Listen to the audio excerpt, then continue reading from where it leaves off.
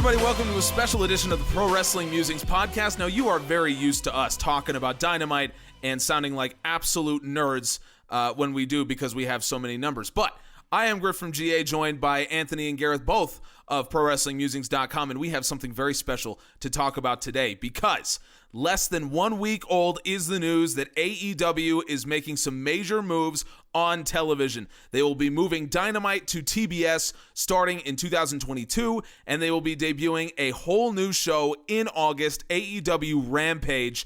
That is coming this year. Will air on Fridays, as well as they're adding some specials on TNT once they do move over to TBS. This is some big news, and so we felt that we needed a whole other podcast to talk about this specifically, and I have the two best men for the job. So, Gareth, we'll start with you. Just in general, talking about this news, what was your reaction to it when you first saw it, and now that we've had a little bit of time to kind of sleep on it, what do you think about it now? Yeah, so this is it's a funny one for, I mean, you say there's no two better people to speak about, but you've got a British person, an Australian person who don't really know about the American networks. But we can, look at That's why I think you guys are so qualified to talk about it, because you can kind of separate your thoughts about the networks in particular. Yeah, exactly.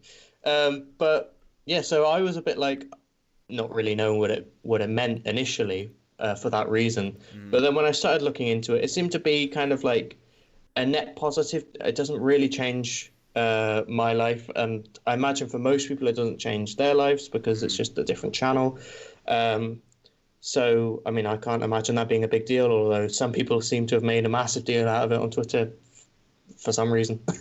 But yeah, I mean, the things that excited me were more like the announcement of Rampage and the specials and the fact that AEW are getting like, what was it, an 8-figure lump sum of money as kind of like, we know you prefer to be on TNT because of the history, but, go to TBS, basically the same, and we'll give you loads of money. And that's only good because that will allow them to pay wrestlers and all that sort of thing, make the company better ultimately.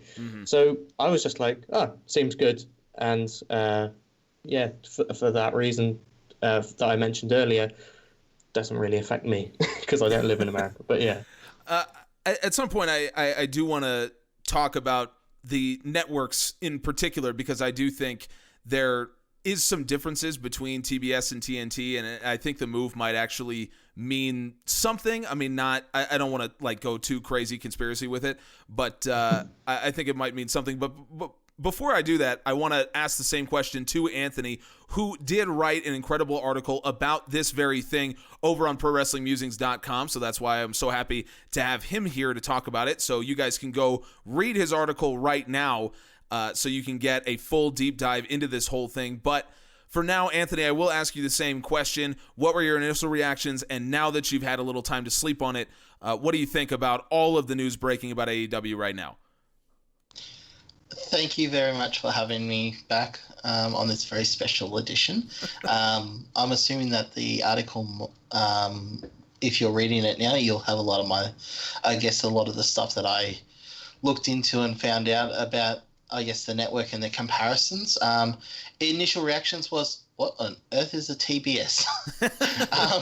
Obviously, no idea what TBS was. But then as soon as I heard that it was Warner Media, it's basically, this literally like moving next door, basically. So, it sounded exciting at the first part, but I understand why there was a lot of, I guess, interest or a lot of confusion about it, because a lot of people were like, okay, is it actually really a good move? Right. And I think that's what we're here really to talk about today is, is this actually going to do much for the company, and is this actually going to do a lot for AEW? Now, recently there's been a lot of updates in regards to this, and a lot of things have been missed, and one of the little things that even I missed that I've literally just found out that Tony Maragalo from The Wrap has reported that this move has a lot to do with the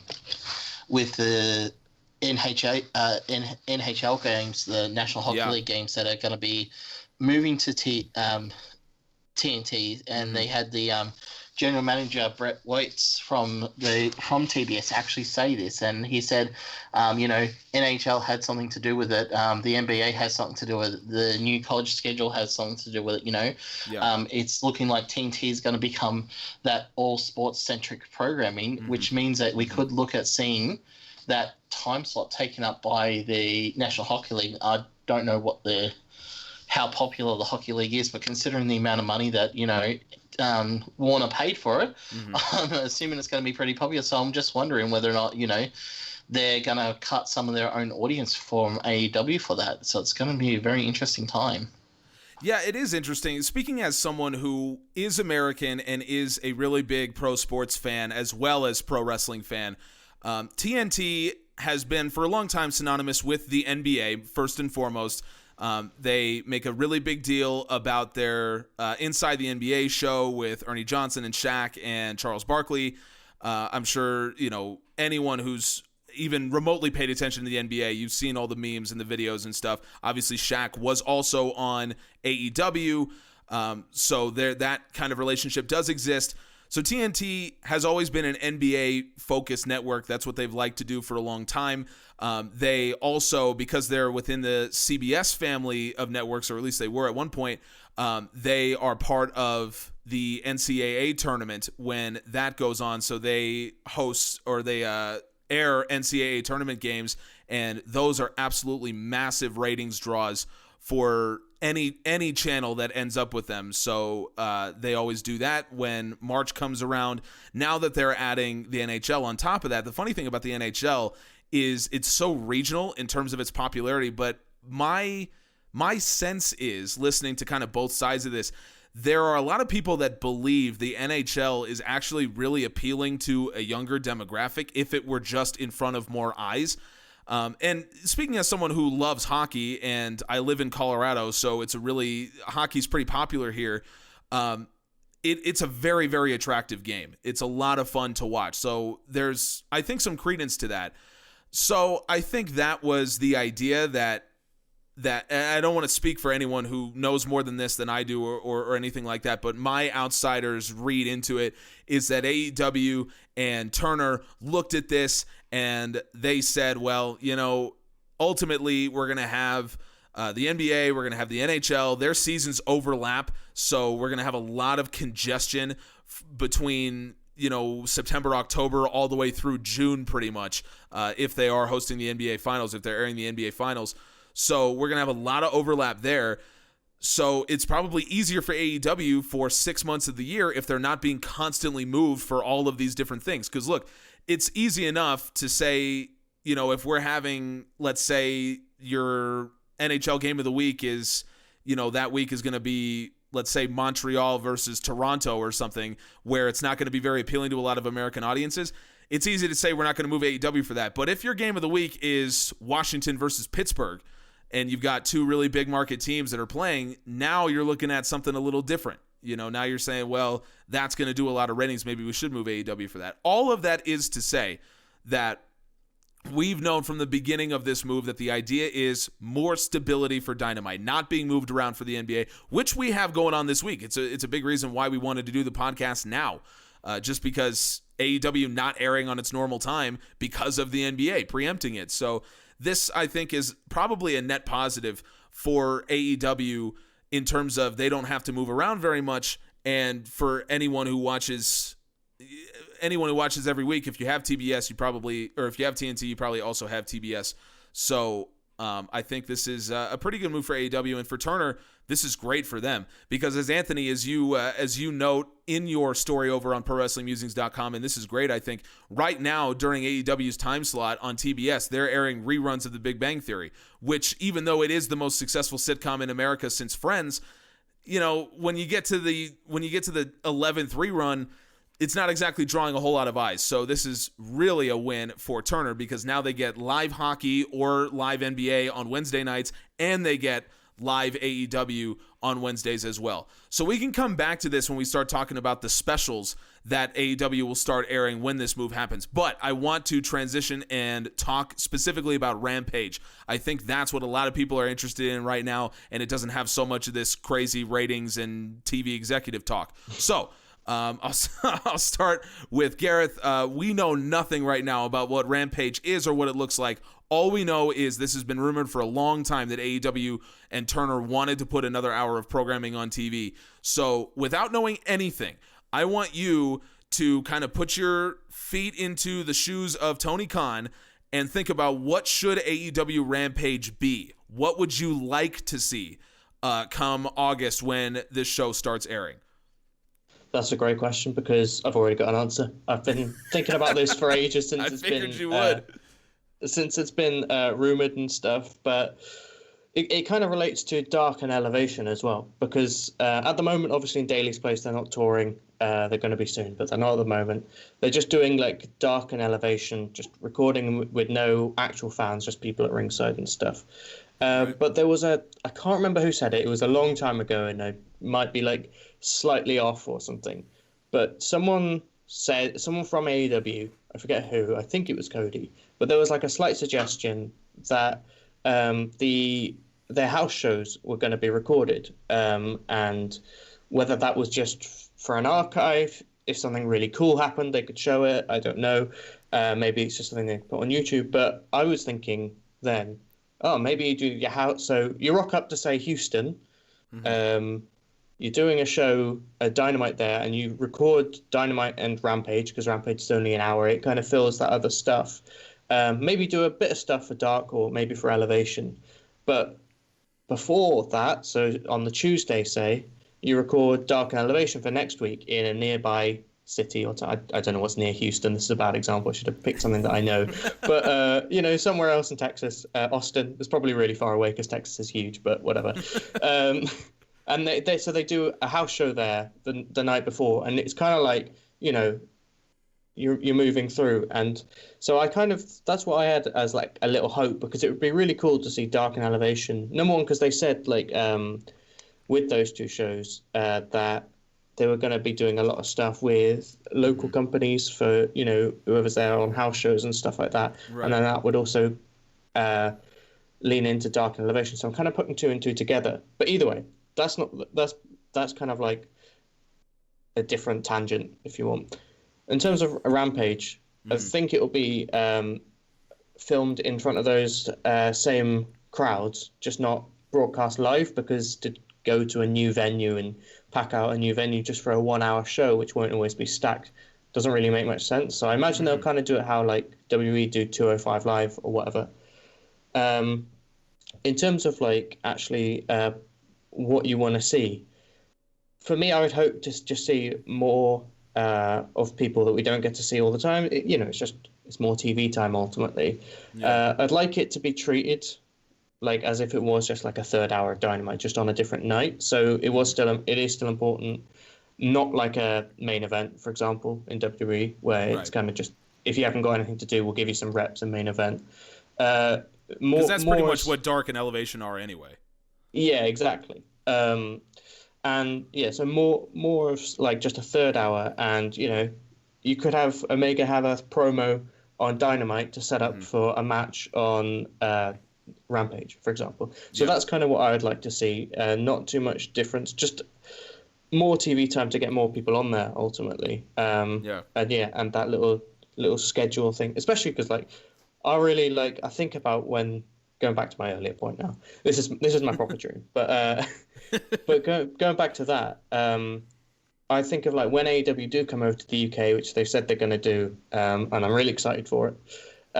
They'll probably do like a show in London, which I'll be going to, even though it's a bit of a drive. But maybe they do a house show in Birmingham the night before, because that's not actually that far, even though it's like a couple of hours. But it's close enough where you could do that. And so then I, go up to Birmingham. My dad lives there, so stay with my dad. Mm-hmm. Watch the house show. Travel down to London. We've got a few friends live there. Stay there. Watch the Dynamite, and then come back. And it'd just be great. But yeah, that's just my personal little hope. I'm glad you got that all planned out. I actually do really like that idea, just because we know that the wrestling business is changing. This idea of doing the house show loop. When you study like what WWF used to do, and they'd have all of these they'd have different groups of touring wrestlers, and they would run the house shows. it changed to now you just have the same group that just tours all over the place doing house shows and then showing up for TV. So that was kind of the norm for about a decade, and that is changing now to the point where there were people wondering if house shows were even profitable anymore at all.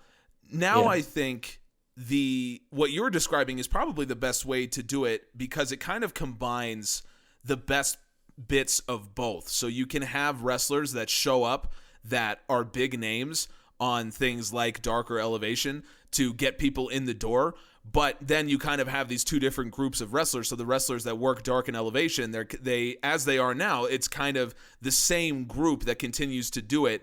And then when they're ready to move up and start working Dynamite consistently, then that's what they start doing. And I think from AEW's perspective, that's the thing you want to do, because you don't want to have the expectations that you're going to start selling out like the O2 or something. Like I don't know that much about, English theaters, but the O2 is one I know.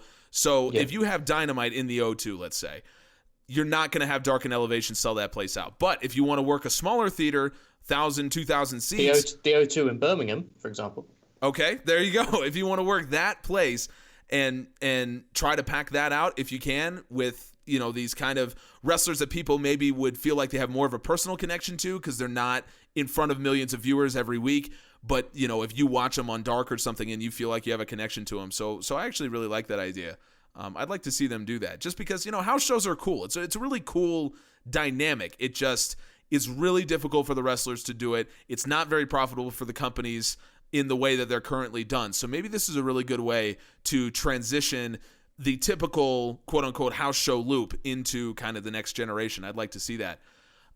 Anthony, talking about Rampage, what would be your dream to see Rampage become when it begins?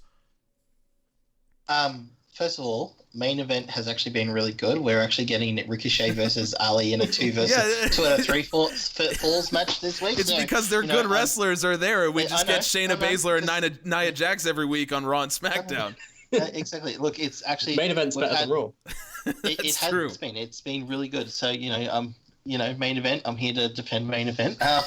Anyway, in terms of Rampage fantasy book, Rampage can just be in Melbourne, and I can just go and watch it every week. That's what I want. No, but seriously, look, Tony Khan did say in the announcement, he did say that it is going to be something important. It is going to be important to how we run our shows, and obviously wins and losses matter. How they build stars matter. Everything matters, and that's what I really enjoy about AEW. So what I'd be looking at is integrating everything all working in together.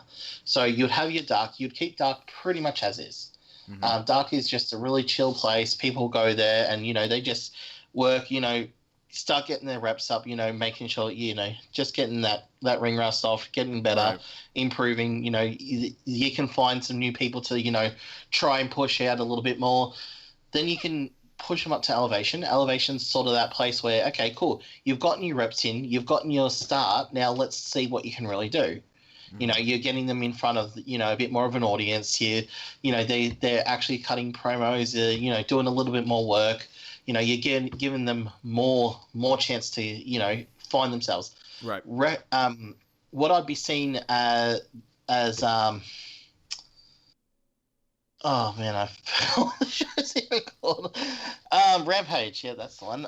What you'd be seeing in Rampage would be a push for that, where you'd be like, okay, these are the guys and girls that are on the edge of appearing on Dynamite. So you'd be having your sort of like number 1, number 2 contenders on there, or even your 3s and 4s. Yeah. You'd be getting them having matches, trying to push into that, getting onto Dynamite. So but getting onto Dynamite is the big deal because it's the big show. So if I look at it sort of like a, I guess a developmental structure, you've got your Dynamite as your A show, Rampage would be your B, and then you sort of have Elevation as C, and then Dark as D, which, D is for Dark, obviously. Obviously, all makes sense. So, yeah, and then as a wrestler, you'd be going, okay, cool, I'm coming into this place, I'm going to start off in Dark, and then I'm going to work my way up. And then you could have a person, okay, cool, you get a big loss or a couple losses, you can move down. So, someone like Hangman. So this would be something really good. Like let's look at what's has happened to Hangman recently. Okay, he had the big loss to Brian Cage. He lost that number one spot. Therefore, he would be maybe going to the B or the C show to get a few wins up, to get back up on that winning streak. That's and Rampage would be that whole. You'd be getting a lot of people going for that number one ranking. You'd be getting those people who are fighting for those title shots. That way you're not having it clunk up so much of AEW. So Dynamite. Dynamite would be your show where the title fights happen. But your challenge, the big events where Rampage would be very much for you want a shot at the title. Well, you've got to. So that the Acclaim versus Moxley match, that would be something I'd imagine being on Rampage, and I like the idea of having that filmed in front of an audience, if that's at a house show. It's 1 hour long, so you'd probably be looking at four matches and maybe a really good promo or something from a character who is something, or even like a recap thing or something like that. For 15 minutes, that would be really good. I think something like that is how I sort of envision it all working. That way it's all working with each other. It's all built in. People can move up and down and go through different shows and go across the board. And I think it just helped with that whole building, people making sure that they've got the right stuff before they're coming on Dynamite. Yeah, I totally agree with you. I think it's a great way to get wrestlers more time in a lot of different venues, a lot of different areas, working a lot of different crowds. I think that's all great. And I totally agree with you. As a nerd, I love this idea of being able to kind of track wrestlers as they go and think about, okay, which shows were they on? How are they picking up wins? And for us as stat guys, it opens up the possibility that, you could start tracking wrestlers' records by show. And so you can start figuring out, if you're a wrestler and you are 5-0 on Rampage, but you're 1-3 on Dynamite, you need to start, fighting more matches on Rampage. Like if you get a number one contenders match, that match better be on Rampage because you're going to win. That kind of thing. I do really like. I will play devil's advocate though, and say, as if you were a casual viewer, the question is, what does Rampage bring to the table that you would need to watch it for? So if the draw is, it's kind of like the 1A show and you can see all these different wrestlers that, maybe move from Dynamite to Rampage and kind of build up their records. All that is great. I'm just wondering, as a casual viewer, why would you be watching Rampage? I think that's... sorry, go on, Anthony. I was going to say... you could ask the same question of why would you be watching Dark or why would you be watching Elevation in that exact same part. So, my whole thing is, okay, cool. Well, are you watching all the others? Like, you don't have to watch it. They do give you the results of that online. So, they do tell you in commentary, but in order to get it, so that's where we look at the time slot that they've been given, 10 o'clock on a Friday night. It's running after SmackDown, but on a different thing. So, we're looking at okay, what size rating are we realistically expecting for this show? I would, as I said, alluded, just guesswork. After the first couple of weeks, I would be expecting it's definitely not going to be higher than what NXT is doing. So, what the show is are you making it to attract people, or are you making it to make sense with what they're trying to build? So it will be interesting to see how they do it and what they want to do. But for me, the thing that you're watching and you're going there for is you're going for important, good quality matches, and that's what Rampage will be. It'll be there for good quality, important matches. The reason why they're important, like I said, you're getting a number of the top 5 guys in Rampage, so you're getting the big guys, the up and comers and the people who are in their spot. So you could have someone like, let's say, rank 4 go, you know what, I want the rank 3, I'm going to fight you on Rampage, and if I get your spot, that means I get to go on Dynamite and fight for the number 2 seed next week.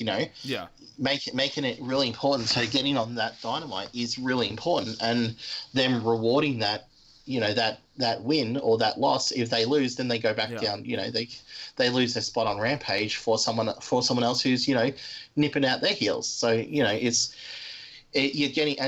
because you're getting these top 5 guys and girls, sorry, because you're getting these top 5 wrestlers. Mm-hmm.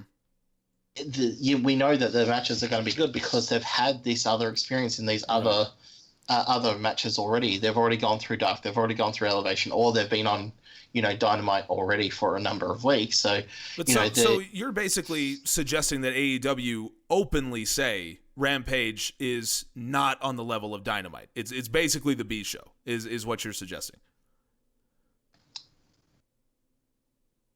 Are they going to say that it's important as Dynamite?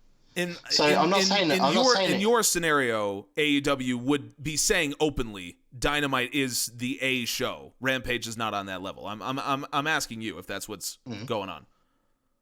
Well, I don't think there's anything inherently wrong with that. I'm just curious. Kind of, but not really. Like, the idea is to say, look, they want to make Dynamite as the big show. Okay, Dynamite is the big show. Okay, when they get Rampage and it starts to not do the numbers of Dynamite, people will say, okay, well, what's the point of this show? People will say, okay, you'll get the people going, oh yeah, AEW dead, oh yeah, rip AEW, all the normal sort of stuff we get on social media. So, let's avert that and let's just say, okay, this is an important show. In order to get onto Dynamite, you need to go through, this is our system that was set up. Rampage is very, very important to us because you could lose your spot on Dynamite. You could go back, you could go up. This is one of the most important shows. It is, yes. They don't have to openly say, this isn't as strong as Dynamite. But at the end of the day, Dynamite is the A show, regardless of what they say, openly or not. Dynamite is their A show. It's kind of like how WWE and that treat NXT. NXT has always been not on the level, or treated not on the level of Raw and SmackDown, yet it has some of the best wrestling in the WWE product. And, you could think of something like that of, okay, cool, we're going to Dynamite is going to be your A show, but Rampage is a very close B show. And if you want to they're not going to openly admit it, but, us as fans are going to know, okay, cool, it's not at that level, but we not going to miss a week, because if I miss a week, I might miss out on someone losing a number one contenders spot. I might see someone, one of my favorites who I've been tracking. So me personally, I'm a huge fan of the up and coming faction that you've been seeing a lot more of, the Wingman, right? They started off in Dark.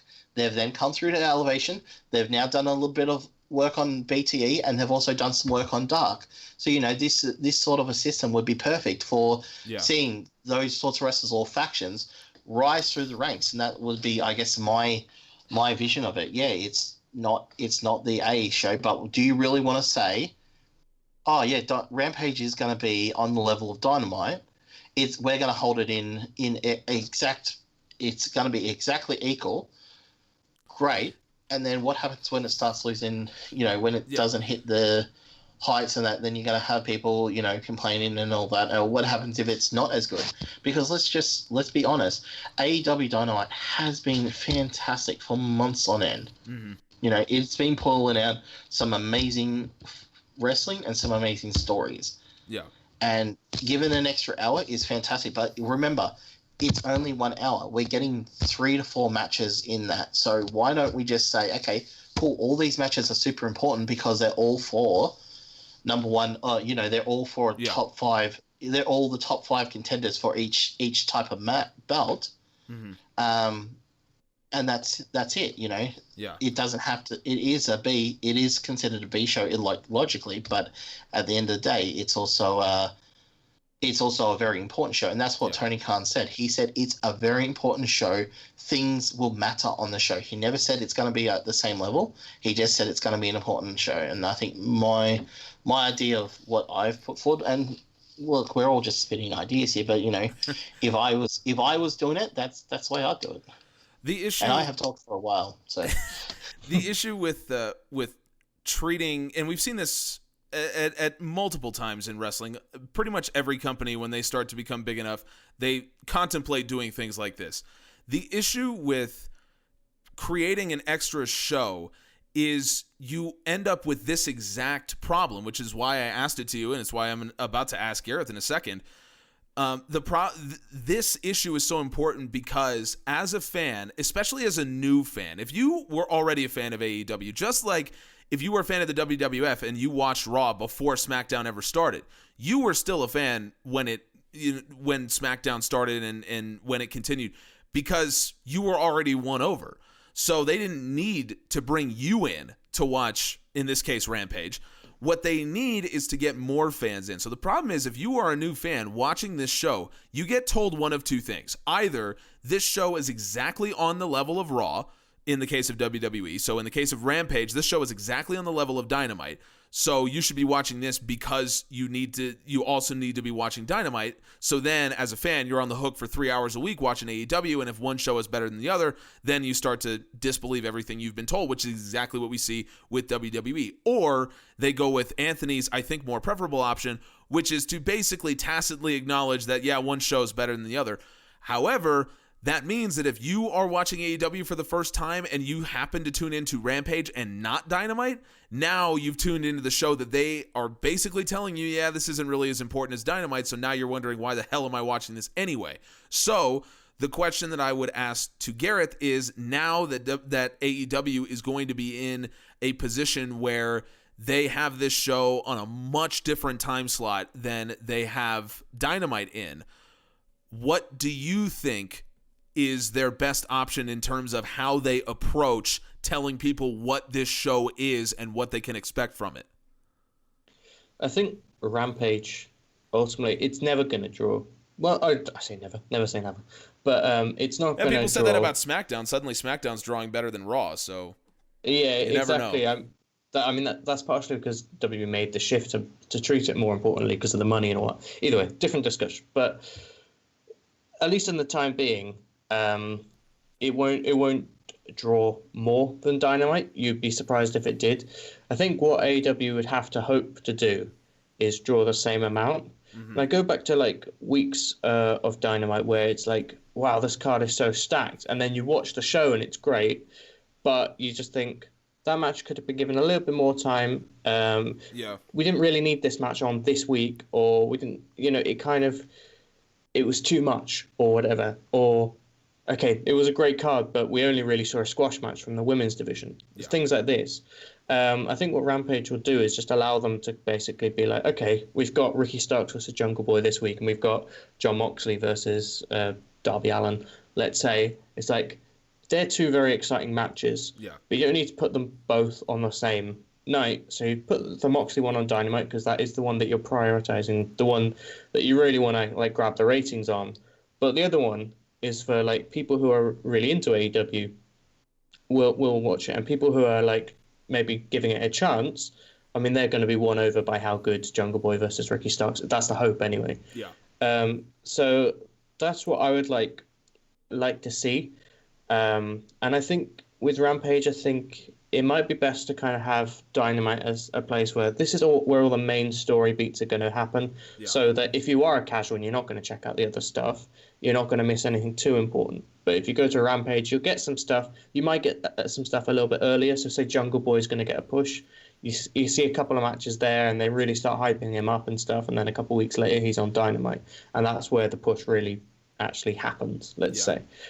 But also, Rampage can kind of become this place where you get to see that stuff happen a bit quicker. So if you do start tuning into a Rampage, say you are a casual or one of the more casual viewers, because people don't like the word casual, but if you are one of the more casual viewers rather than an absolute die-hard, you watch a few Rampages and you might say, oh, yeah, I keep seeing, this stuff, and it kind of adds up. It then happens on, or not happens on Dynamite, because you don't want to see the same thing twice, but you then see it evolve onto Dynamite, and a kind of place where you can kind of test things as well in front of a TV audience rather than on Elevation, where generally people are going to be very accepting towards things for the most part. That's I a think more that, hardcore base of fans for sure. yeah. So I think that's where like Rampage's like selling point can be, is like, this is where you're going to see good wrestling, because that's another thing on on Dark and Elevation. The matches are much shorter than they are on Dynamite, for example. Yeah. And, not that you need a 20-minute match or a 15-minute match or a 10-minute match to be amazing, because sometimes you can have a really great 7-minute match like you get on Elevation a lot of the time. But there's just more room to explore with 10, 12 minutes, for example. But yeah, making like Rampage the home of like, you could say maybe the best kind of like most exciting wrestling, and then Dynamite more the story driving points and stuff like that, where you still get great wrestling as well. I think that would be the way I would go and look at it if I were AEW, trying to win people over, but also trying to make Rampage this thing where it's an effective tool for them as a company moving forward. And ultimately, Dynamite will be their focus, but you can still kind of have something great there on Rampage as well. That's what I would do and focus on. Rampage is in a very interesting spot for me, because you're talking about post prime time on a Friday night. So anyone who, follows wrestling at all on social media, we get beaten over the head every week talking about TV ratings and the demos, and oh my God, the demos. Well, we know that the important demographic is the 18 to 49. We know that that's what advertisers pay the money for, to get in front of. Well, that is squarely in the range of the college kids who are, out partying at that time on a Friday night. So you may not get a lot of them. So, if you're talking about people in their mid-20s, are they going out to the bars on a Friday night? And then, young parents, they're not going to be watching anyway, so why even bother with that? It's in a weird spot for me, because I don't know exactly what kind of viewer is going to be watching on 10 p.m. Eastern on a Friday. That's an open point. I think regardless of who is watching, what you want to be able to do, I think, is to make Rampage the kind of show that the hardcores will tune into, and they will, so you can consider them watching. The hardcores are won and lost on Dynamite. I firmly believe that. I don't think anyone who's a hardcore fan of AEW will watch Rampage and say, wow, this show wasn't that good, I'm going to stop watching AEW. I don't think that's how that's going to happen. You win and lose hardcore fans on Dynamite and on your pay-per-views. So whatever your base of fans are, consider them watching Rampage, either recorded or watching highlights or whatever. So I think Rampage is good to draw in that small percentage of fans that happen upon it on a Friday night. So you want to have those people, but then I think most importantly is converting people from the casual to the hardcore. That's what I think Rampage can be for, is, maybe someone who potentially works on Wednesday night, so they don't watch Dynamite live, but they're off on Friday. So you get them to watch Rampage. If they like it, they become a hardcore fan. That's the kind of person that I envision watching Rampage a lot. And what I actually think Rampage is really for. So what I would do is I would prioritize match quality. Ultimately, wrestling, it doesn't matter how good the story is, if the match isn't there, if the match quality is not there, people are not going to watch. If you don't believe me, just look at Starrcade 97. That's all I'm saying. When did WCW start going downhill? It was because one of the greatest stories ever told in wrestling was completely ruined by a terrible match.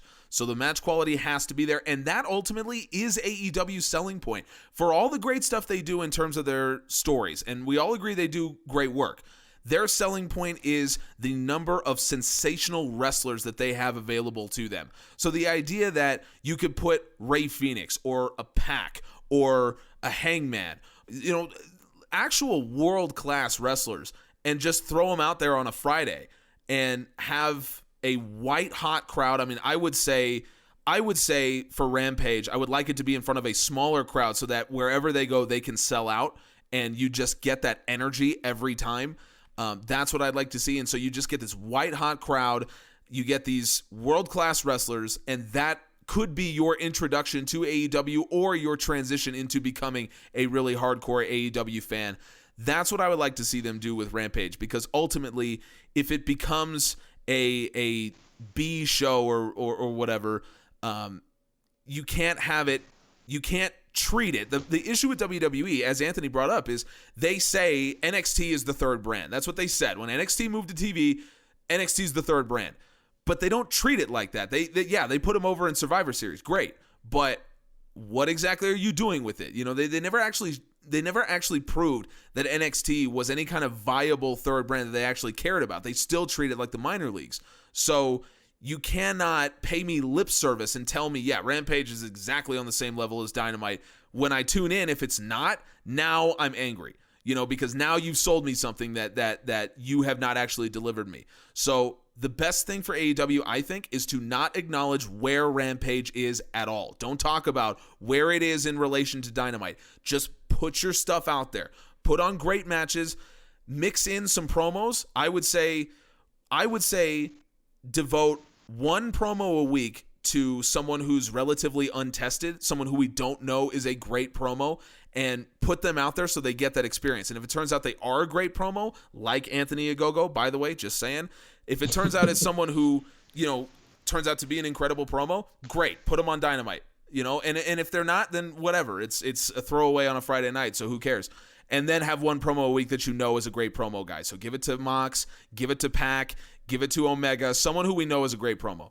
And then with the matches, I would do the same thing. Main event, every Rampage should be a big match with established stars. So whether it's Omega fighting on Rampage, or Mox, or Darby Allin, who's a big draw, Jungle Boy, Ty Conti puts on great matches. Whoever it is, put on a great match to main event Rampage. And then before that, you can mix in some. So you want fans to get to know the Varsity Blondes a little bit, put them on there. You know, or maybe we want to see potentially Frankie Kazarian start to build up and make a singles run. Put him on there.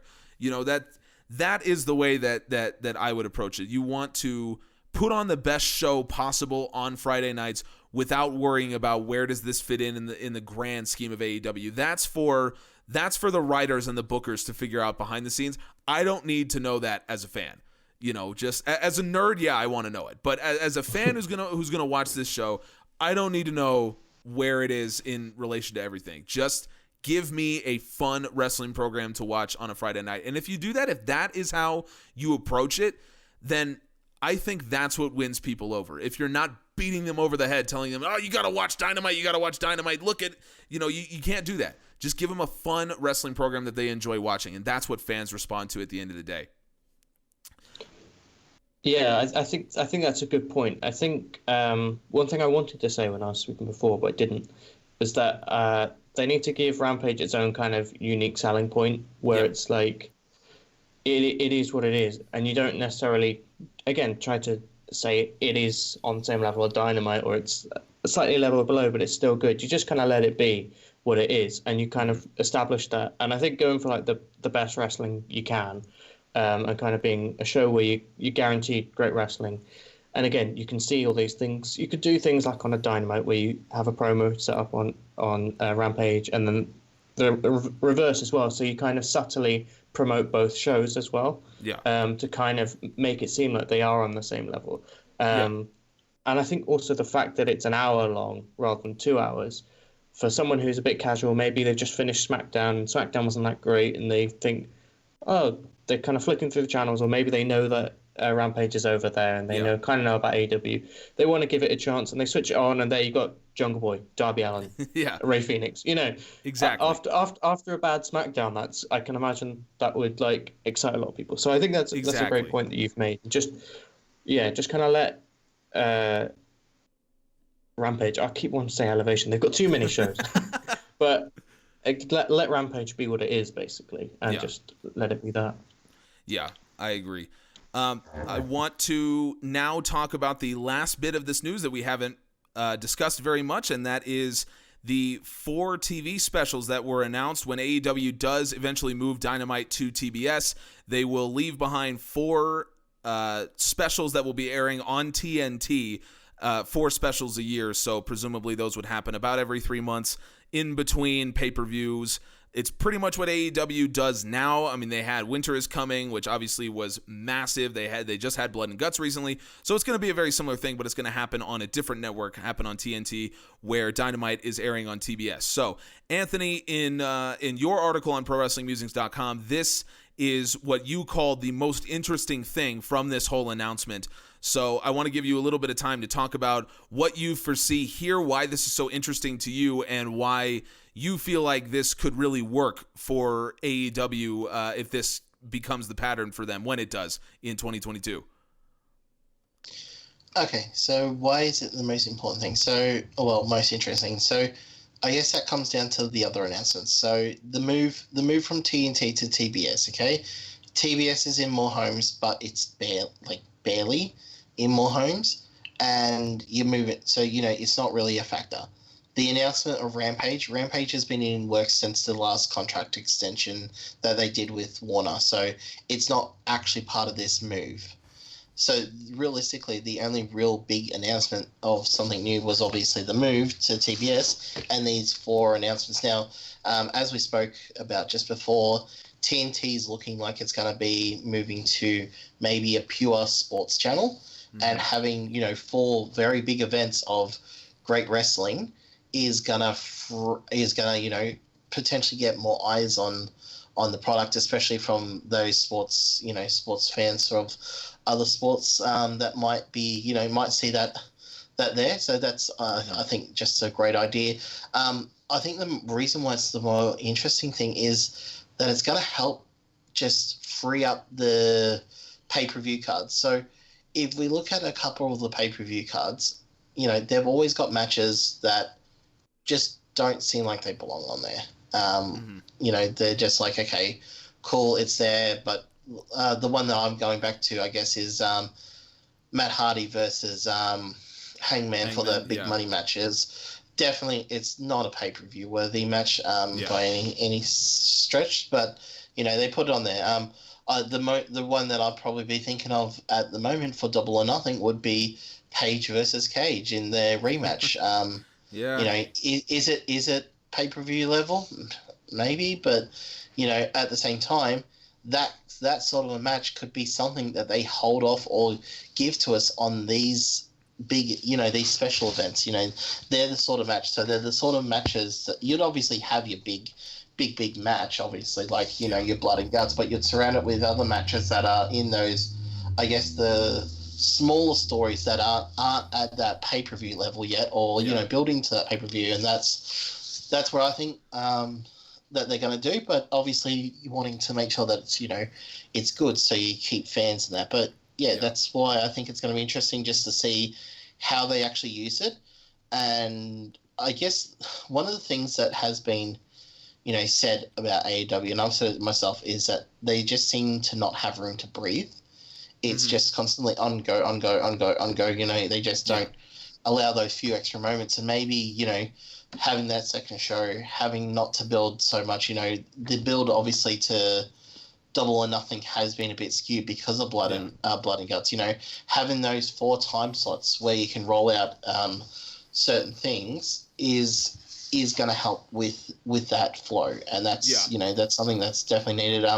They've done some trademarks for some stuff. I think that they trademarked belt for belt or something like that. I haven't actually looked into what the trademarks are, but I know that they trademarked a few different things. So it'll be interesting to see what they do. But those events like Bash at the Beach and all that, they could be potentially one of these 4. I'd be putting them, if I was doing it, I'd be putting them in between the pay-per-views. So you'd have pay-per-view, your quarterly big event, pay-per-view, that sort of thing. So you've always got something every couple, every 3 months or something. It would mix in well, because I've noticed this about Dynamite, I'm sure a lot of you have as well, that they kind of work on cycles. So you have one Dynamite where you have a lot of promos, lots of segments to build up matches for the next Dynamite, and then sometimes they do it over 2. But you kind of have very story-focused Dynamites, and then you have very match-focused Dynamites. So you kind of have, over a year span, you have these mini cycles of Dynamites, which then all of those cumulatively build up to a TNT special, which then builds into eventually a pay-per-view. And obviously the pay-per-view needs to be your biggest event. That's where you're asking people to pay money to go watch you. Those are going to be the big ones. But I kind of like the idea of AEW cycling through all these different builds, because then you do end up with, very long-term stories that you can play because you have shorter-term stories to mix in between them. So something like, for example, the developing story between Hangman and Omega. And a lot of people believe that Hangman's going to be the one to finally dethrone Kenny. Whatever the case may be, that seems to be a long story that they're building over time. But with their ability to put matches on TNT specials, they can now divert from that story while still keeping it relevant in people's minds. And by the way, you make the point about how 2 different Hangman matches seem to be kind of superfluous to a pay-per-view card. I think that's because AEW wants to keep Hangman relevant, but they don't have anything for him to do right now, so they just want to put him on there so that people know, okay, this guy is a main event level wrestler. Because we keep putting him on these pay-per-view cards. That's something else entirely. What the point that you made that I think is really interesting is you said that TNT, with this move, and we talked about it earlier, now seems to be aiming towards a very sports-focused kind of network. So I was wondering coming in, what's the point of AEW putting these specials on TNT when we've established that TNT and TBS basically are in the same number of homes? So it's not like you're going to get any more viewers.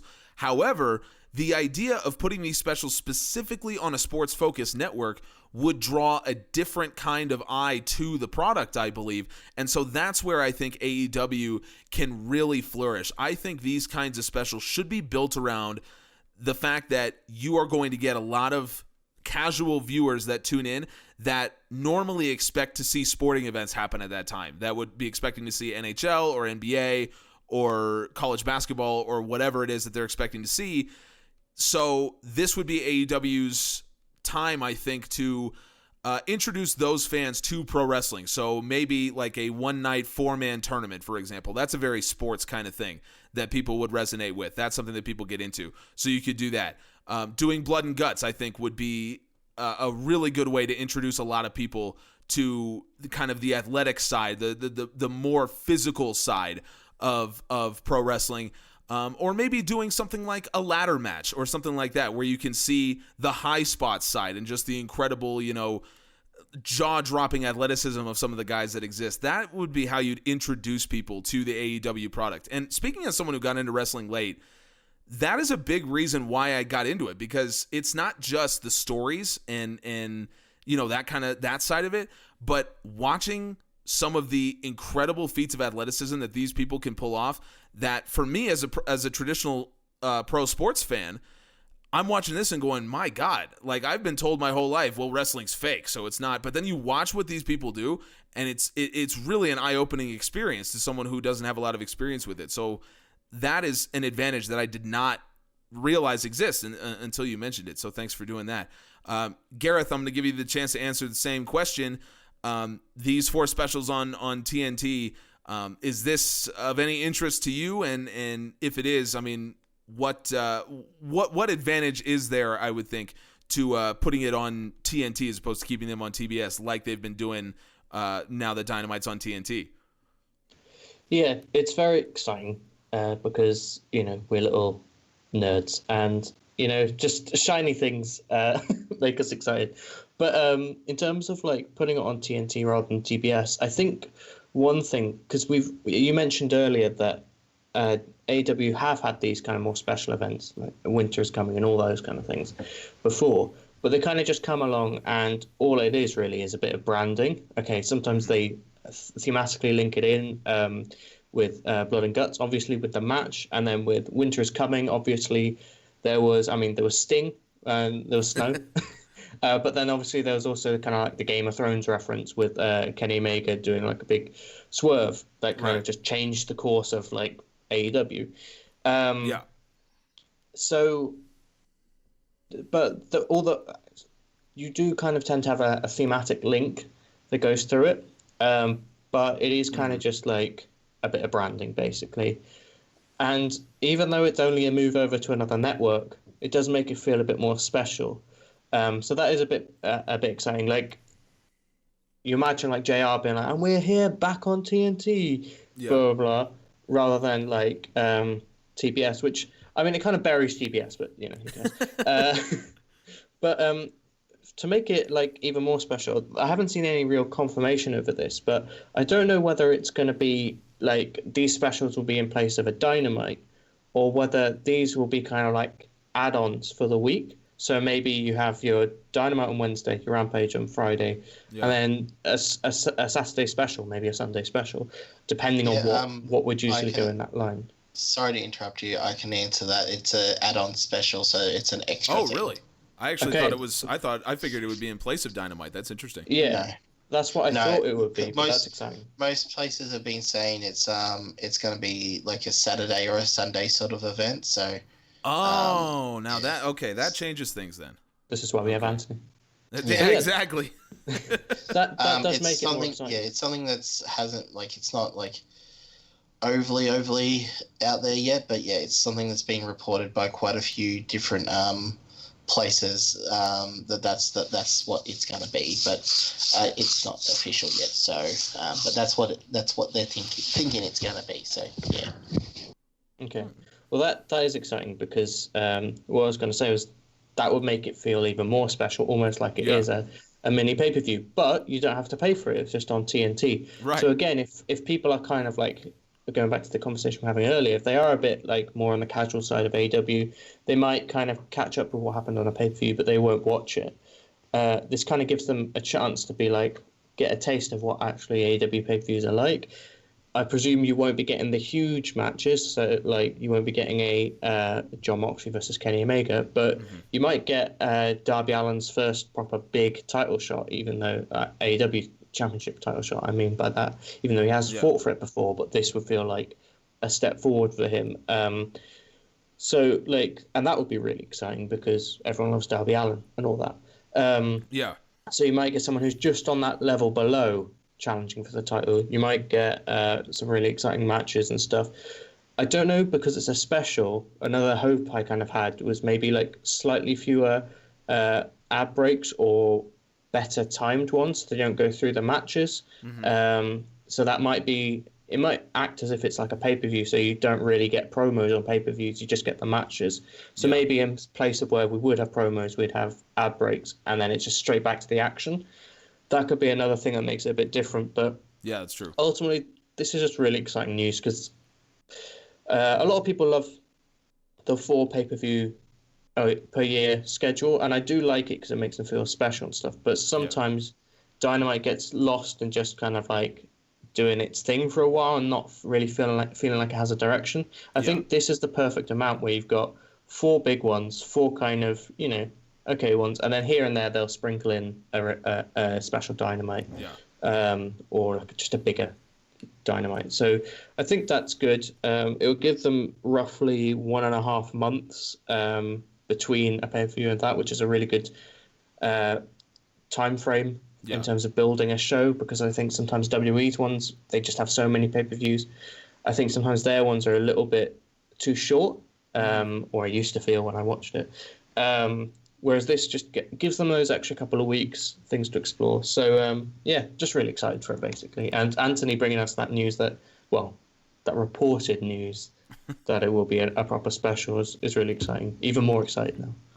Yeah, I'm with you. I would like to see the ads work a little different on those, just because in our Blood and Guts review, I talked about how in the American audiences, the last ad break during the Blood and Guts match happened as MJF got the key to the cage and then opened the door. So the ad break happened right as something very, very crucial was going on.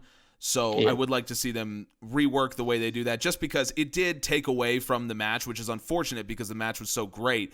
But this poorly timed ad break just happened to fall during that time. So I would like to see them rework that a little bit. I also think it'll be interesting because that's the kind of show where, like you said, you can kind of have more of a thematic element to it.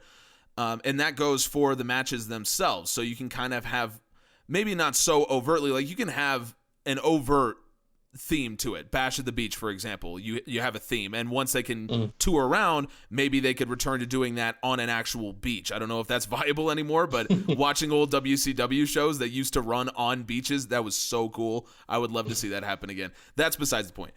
So you could have that overt theme, but you could also have more of a tacit kind of theme. So you could have ones where the theme is, kind of more brawling type matches, and that's where you get Mox and Kingston in matches, and you get, FTR and these teams that do a lot of brawling and a lot of very physical styles. And then you could do a show that's very athletic focused. So that's where you put in Pac and Phoenix and the Bucks and Kenny and, all these wrestlers that wrestle very, very athletic style. And so you could kind of have that all built into it, and so your feuds would form naturally if you just decide, well, this TNT special that we're doing in July is going to be Bash at the Beach, and it's going to be focused around more athletic style matches. So who are we going to put in feuds that will give us, really high spot type of matches? That's just me thinking offhand, but I would kind of like to see that, just because I always think it's cool when a show has a theme that runs through its matches, that you're kind of getting this style of match. I don't know if that's something that everyone likes. It's just something that I like. I think you guys have made me a lot more excited for this particular one, the TNT specials, than I was before. Because honestly, I came in thinking, well, it doesn't make any difference to me. They do this anyway. But the ideas that you guys have floated out there about how this could actually change the way they do these types of specials. I really like some of these ideas, so I hope that someone's listening and will give us something that's different than what we've been seeing now, and that would draw in new fans, but then also keep it fresh for the hardcore fans. Because let's not forget, WWE used to draw millions and millions of people, and the reason that they stopped doing that is not only, the shows did decline in quality, but I think what's more important is that they declined slowly, but they became stale very fast. So you have a lot of hardcore fans that kept tuning into all these shows, and they said, I'm seeing the same thing every week. You're delivering me the same thing over and over and over again. So it's important to change things up. Even the hardcore fans can get bored eventually.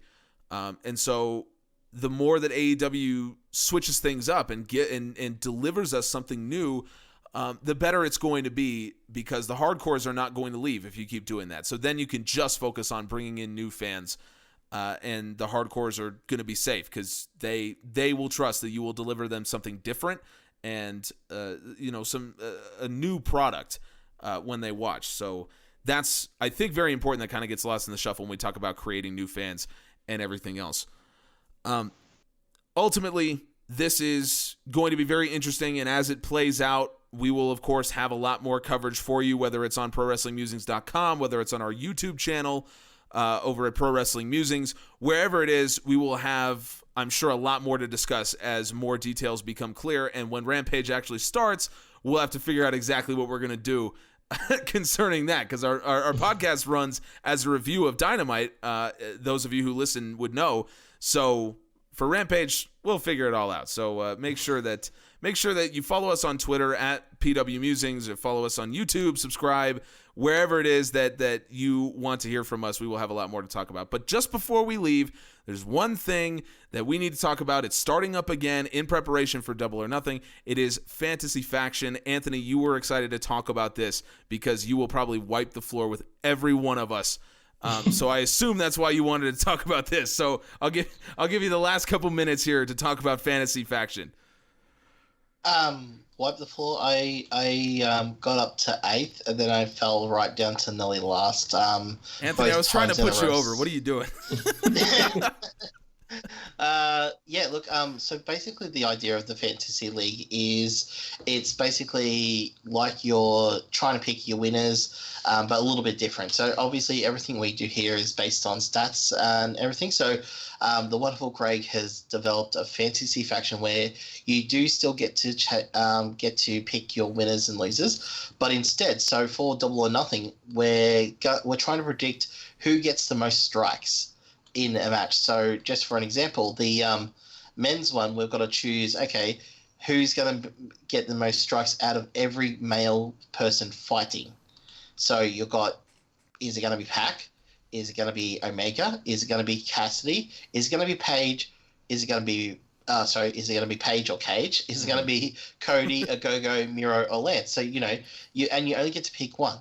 So the idea is that you get points for the correct picks. So as you go through the league, we'll focus on different stats that you have to try and predict, or you can try and predict a group of stats. That's what we did last time. But it's a lot of fun.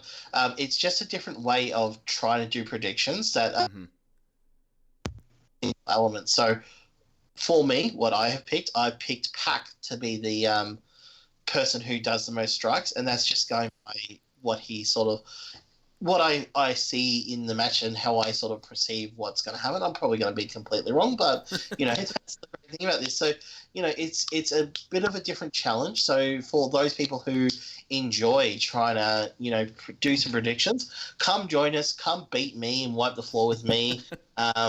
And it's a lot of fun, and you get to, if you win, then you get the bragging rights saying that you are the winner, and you get to come and tweet me and say, I beat you fair and square, and I'll say, you certainly did, congratulations. That's right. Well, so I tried to put him over. Anthony just buried himself. And by the way, you're the heel, so I don't know why you're cutting a humility promo here. This is insulting to kayfabe. I'm a heel on the review podcast. This is different podcast. So this is different. Yeah, this is different. So all right, I suppose that's different. Right. So this is what I would consider like a different we have a brand split here. Yeah, brand split. So I'm face on this one. He's all like right. The two faces of Anthony, three faces of Foley. I was gonna say this is He's like Cactus Jack over on our review, but suddenly he comes here and he's Dude Love, apparently. Yeah, all right. Exactly. All right, I guess that's fair. So yeah, Fantasy Faction going to be a lot of fun. Craig has been tweeting about it, so you can go check him out. Craig, oh my God, he says his handle every week, and now I'm going to forget it. Craig PW Musings, I believe it is. And of course on our Twitter account, PW Musings, we're tweeting that out as well. So not only if you win will you get to bury Anthony some more, but you also get a shout out on our YouTube channel. So make sure you subscribe, because we're doing a little YouTube tie-in for Fantasy Faction. So that's a lot of fun. Gareth, before we leave, since we're on the topic, I got to ask you, according to Anthony, anyone's better than him at predicting this. So I will ask you, who do you think is going to have the most strikes of anyone competing at Double or Nothing? Well, like Anthony, I picked Pac as my men's single guy, so I'm hoping he can get in there. I picked Shida because she seems to hit a lot of strikes as well. I haven't actually looked at the stats to confirm this. This was just me being like quickly signing up for it. Isn't that the point of the whole thing? It is, but I was trying to quickly sign up at the time. I think I was actually drunk when I did it, so that probably won't help me. So don't listen to my picks. But yeah, I forget what my team was. I think I picked Eddie and Mox, and then I went with the Inner Circle just because I think like they've got more guys. They're the heels. They're just going to be beating the others down. Whereas, that's what I kind of figured. That was me trying to make some sense out of it. But yeah, again, I managed to get like first 1 week, and I thought, oh, this is going really well. This was like when the Fantasy Faction first started up. Thought I was doing really well. Ended up finishing like in the middle of the pack. Just ruined it basically. So. All right, that's fair enough. I will, as we get out of here, I will just add another name in. Adam Page actually throws more strikes per match than Pac does, and then basically anyone who has a singles match on Double or Nothing. I think everyone with the exception of Kenny, he throws more strikes than. So that is my pick, Hangman, because I believe he will get a lot of time against Cage, and that's not a match that you would say they're going to do a lot of like hardcore spots and stuff, because it's just a normal singles match as far as I know. So it'll probably just be a lot of strikes between two guys that happen to throw a lot of strikes when they're in there. Brian Cage throws 126 strikes per hour. Adam Page throws 129. So that would be my pick. as far as singles wrestlers go. So if any of this sounds like fun to you, then join Fantasy Faction. Again, it's all over basically all of our Twitter accounts. So it's easy enough to find, and you'll be able to follow the proceedings on our YouTube eventually when we do that. So now that I mentioned Twitter accounts, if you want to know where to find Fantasy Faction or where to just hear the ramblings of Anthony and Gareth, now is the time. So Gareth, please tell the people where they can find you. Yeah, I'm just over on Twitter at RHWGareth. And Anthony, you know the drill. Where can the people find you? Anthony at Down Under. I'm on Twitter, but also I would suggest that everyone should go and watch the promos that Miro and Lance Archer did about each other, about their match, because it's made me so excited for the match. I've tweeted both of them, but definitely go check them out because they are so fantastic. Yep, go do that and drop Anthony a follow as well as a thank you for putting you onto those incredible promos. I am Griff from GA. You can check me out on my YouTube channel, General Admission Wrestling. And you can also go, if you're not already there, go subscribe to the Pro Wrestling Musings YouTube channel as well, where we'll have a lot of stuff because we have a lot of wrestling happening over the next few days. Dynamite, Double or Nothing, all this kind of stuff going on. So if you're already there, thank you. If you're not, head on over there right now. And make sure that wherever you are, you keep it locked here because we will have lots of Pro Wrestling Musings podcasts coming at you with a massive week of AEW ahead. So thank you so much for listening. We really, really appreciate it, and we will see you next time.